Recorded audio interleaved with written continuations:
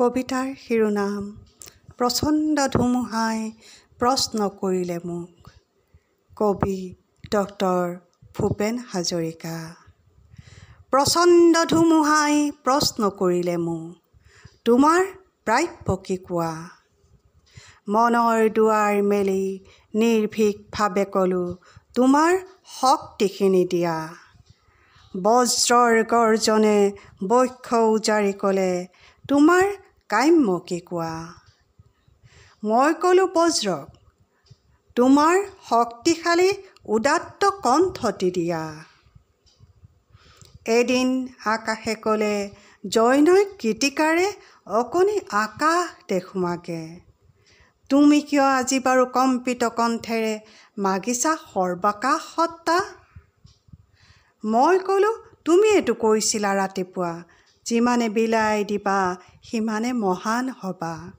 তাৰে নাম সঁচা উদাৰতা।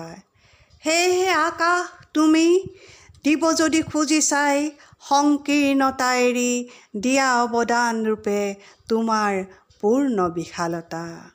দিয়া যদি আজিয়েই দিয়া।